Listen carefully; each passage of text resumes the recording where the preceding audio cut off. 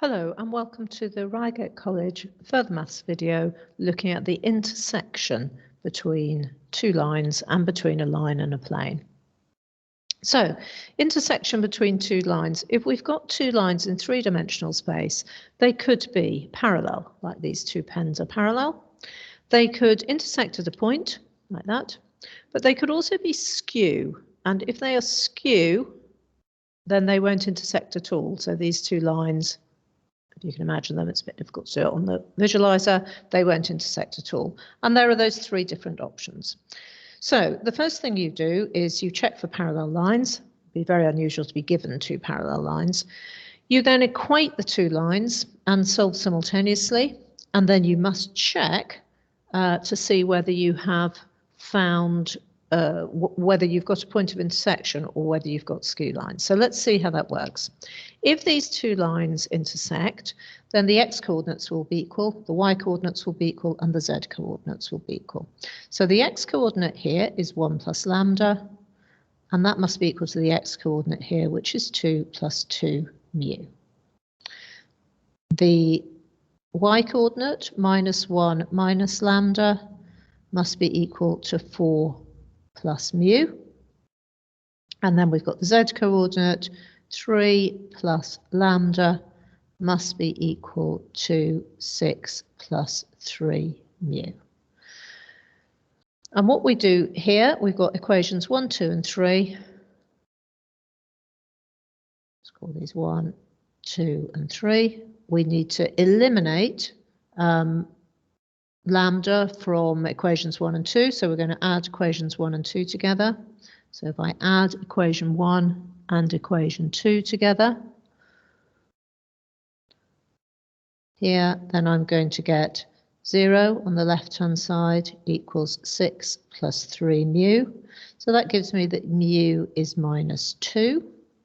And I'm going to substitute that back into equation 1. So substitute back into equation 1, and I get 1 plus lambda must equal 2 plus 2 times minus 2.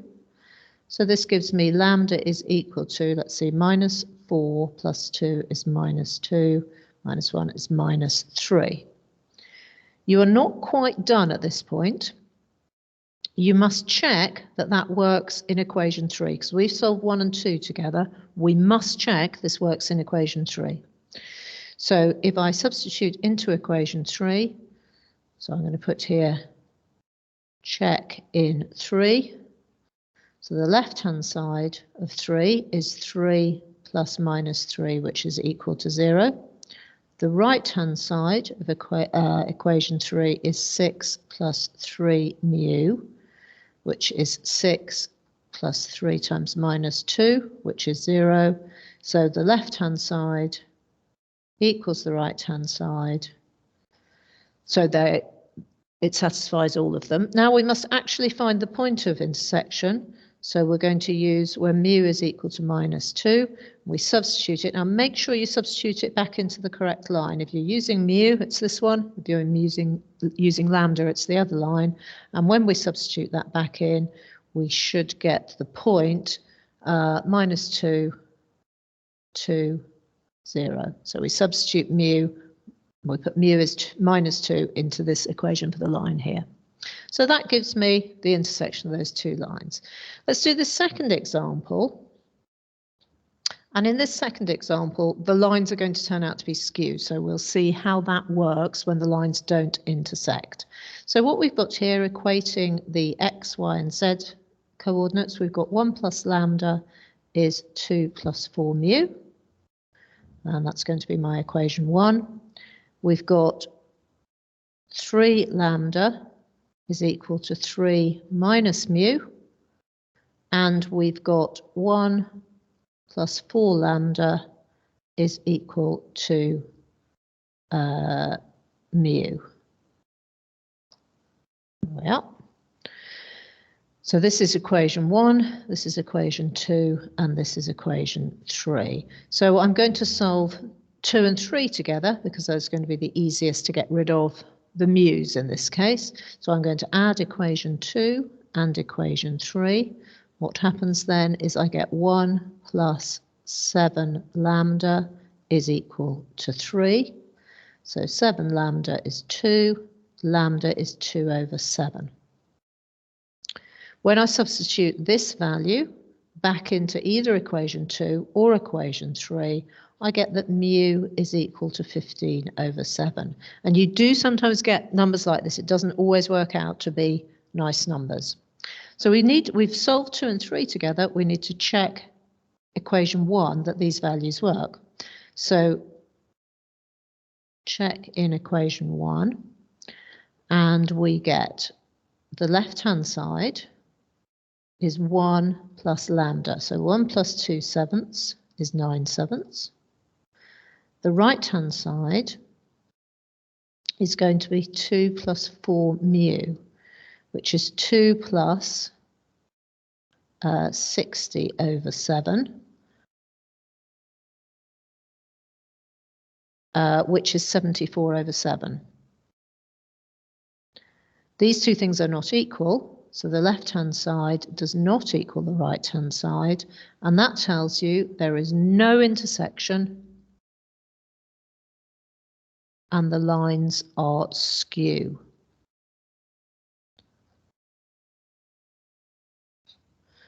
So that's quite an important example when it doesn't work. And they do give you those questions where you have to determine whether they intersect or not. So that's important you grasp how to do that.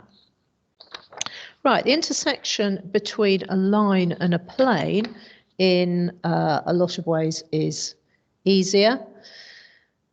Check first of all that the two lines are not parallel. The two planes, the line and the plane aren't parallel. You substitute r from the line into the plane and you find the point of intersection. So let's have a look at how this goes. This is actually quite straightforward. So we've got a line here, and this line is going to be, we're going to write it as a column vector. So the line r is going to be 2 plus t, 3 plus 2t, and minus 1 plus 2t. So that's a general point on the line. So that's the line. Always be clear which is which. Now that line intersects with the plane, which is called pi. And the equation for the plane says that r dot 1 minus 2, 1 is equal to 2. So this general point for the line, dot 1 minus 2, 1 is equal to 2. So we know that 2 plus t, 3 plus 2t, minus 1 plus 2t, dot 1 minus 2, 1 is equal to 2. So we work out the dot product. We've got 2 plus t minus, so this is going to be minus 6 minus 4t minus 1 plus 2t is equal to 2. I've got 2, take away 7 here is minus 7. I've got 3t take away minus t equals 0. I take that 2 away, that's right. So then t is equal to minus 7. So that value of t gives you the point of intersection. If I substitute t equals minus 7 back into here for the line, then I get that the point is going to be minus 5, minus 11, minus 15. So we put t equals minus 7 back into here. So 2 plus minus 7 is minus 5. 3 plus 2 times minus 7 is minus 11, and the last one as well. So that gives me my point. So we're trying to find the intersection between a line like that, a plane, and then a line coming down here like this, and it's that point there that we are looking for. Right. Show that the line and the plane do not intersect. So if we're told that a line and a plane don't intersect, then that's telling you that we've got a plane and the line must be parallel to it. So there's different ways of trying to do this. We could try to solve it. So we could use the method we've used up here. Let's see what happens when we try to do that. What we've got is a general point on the line. So 1 plus t, 2 minus 3t, 1 plus t. And we want to do the dot product of that with 2 minus 1 minus 5. And we want to set that equal to 4. So this is exactly the same method. General point on the line, substitute it into the plane, put it equal to 4, and we then get 2 plus 2t minus 2 plus 3t minus 5 minus 5t equals 4. And if you look here, I'm going to get 5t, take away 5t, so I haven't got any t's, and then I get 2 minus 5 is minus, there's another number there, so 2 minus 2 minus 5 equals 4. So this is not possible. So that tells you that something impossible is being asked of you. Where do the line and plane intersect? They don't. So that's the answer there. You could also, if you think about this, what we've got is a plane like this, and we've got a line floating above it that is parallel to the plane. So if I find the normal to the plane, which I've actually got here, that should be perpendicular to the direction vector of the line. So if we work out the direction vector of the line, we've got 1 minus 3, 1, and we find the dot product of that with the normal to the plane. What do we get? 2 plus 3 minus 5 equals 0. So that's telling me that the normal and the direction vector are perpendicular, and that means that the line is parallel to the plane.